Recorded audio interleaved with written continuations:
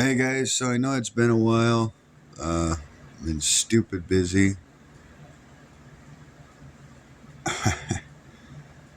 trying to figure out where to begin with this video.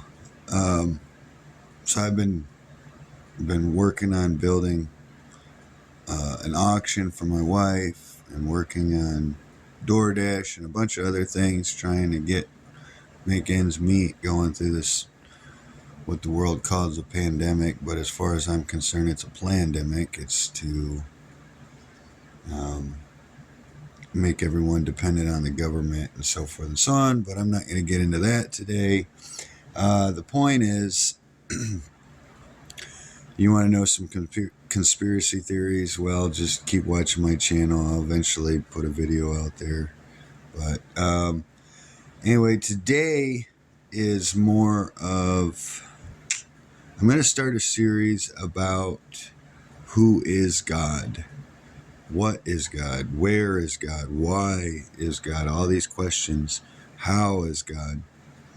You know, if you have a question, it probably applies to God, the omnipotent, the spiritual being that controls the universe.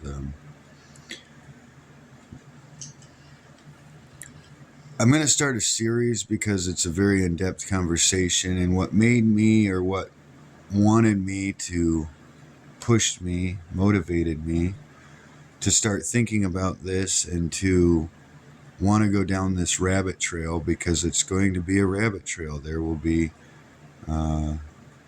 many videos I can see coming, probably lengths and lengths of time. If you're willing to stick it out, I hope you are. But Jordan Peterson is one of the new top things that I've been seeing a lot of. A very wise man, as far as I'm concerned, in a lot of areas. Does he have all the answers? Well, no. God, who does? You know, I mean, there's no one man that has it all, besides Christ. And even him, the 5'9" Jewish man, Jesus, even he had his questions, if you will, the questionable motives. And I'll definitely dig into that deeper throughout the series. But,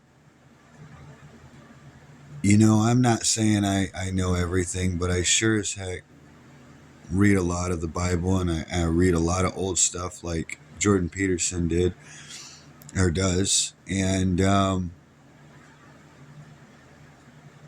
I value what the ancients have to say about who is God. And I think that it's a very keen thing that needs to be brought out right now when we're going through all of this stuff, because if you don't know who God is, how are you supposed to have a relationship with him? How are you supposed to be changed by him? How are you supposed to change the realm around you, whether physical, spiritual, metaphysical? I mean, there's a realm around you with the people that we deal with on a regular basis. And well, it's evangelism 101. But if you don't know that spirit, or that being, God, or what his character is, or its character is, if you will, how are we supposed to be in that image? How are we supposed to act, think, feel, when things are good, or when things are bad, or when things are up or down, or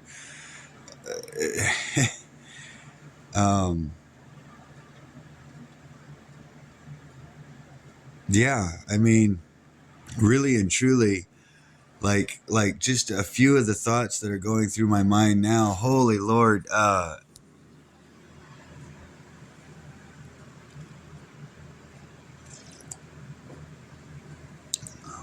how are we supposed to evaluate or compensate in a realm of craziness and chaos where we see demons and devils and evil running around in the world like we do? You know, what's good, what's bad?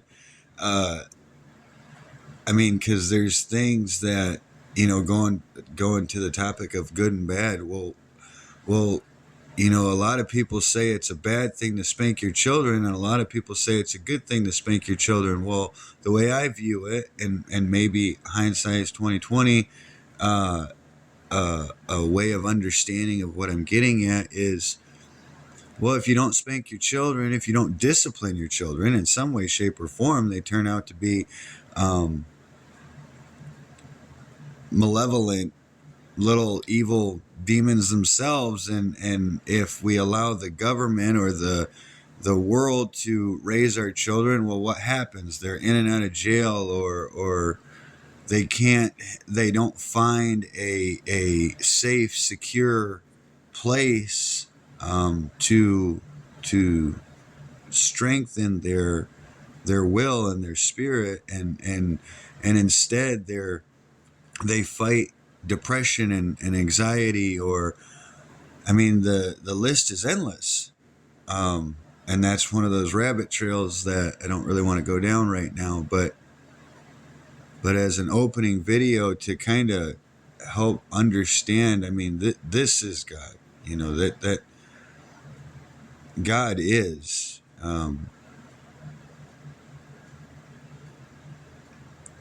morals, decency, love, compassion,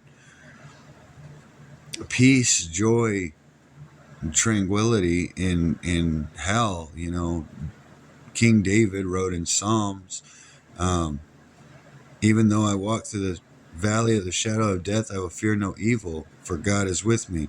Well, what does that mean? It's, even though I'm going through freaking hell, I find out that there's a strength and a peace and a joy that I have that gets me through hell, wherever hell may be, whether it's at a certain job that you're at, or whether it's somebody you're dealing with in your family, or whether it's the stupid government or this pandemic, or whatever that hell may be, that you can get through it with signs and wonders, and knowing the being, God, Yahovah, the creator of all, the hand that was sent down to save us from that hell. We can get through it with that. We can get through it with that understanding. And it's not war. It's not destruction or chaos. It's peace, tranquility, and harmony, and unity, and love. I can't. Love is not an emotion. Love is an action. Love starts in the emotional realm, if you will. You have to care and have compassion for a person enough that you act out your greatest desire for that person as if it was for yourself. Action. But what does it all mean? Who is God? You know, this is not a question as in the sense for Jordan Peterson. Jordan Peterson, he went on this series of Who is God, and I watched at least 8 parts of that series, and to see where he's come from and gone to, and over the years of this man, and the emotion that comes out of him, the heart of wanting to see better in the world, you know, be the change you want to see in the world. That's a powerful statement that I read not too long ago, that really reminds me if I don't have the character of Christ, of God, then am I really a Christian, or can I even say that I'm a believer? Jordan Peterson made the comment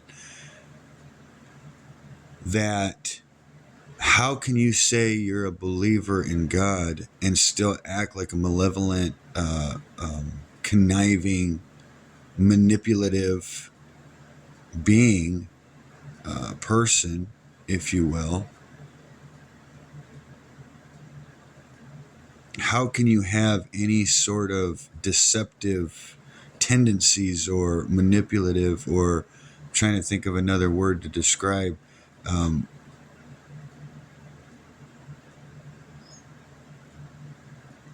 twisted way of thinking about other people or about yourself or about the world around you, whether it's 6 foot or 10?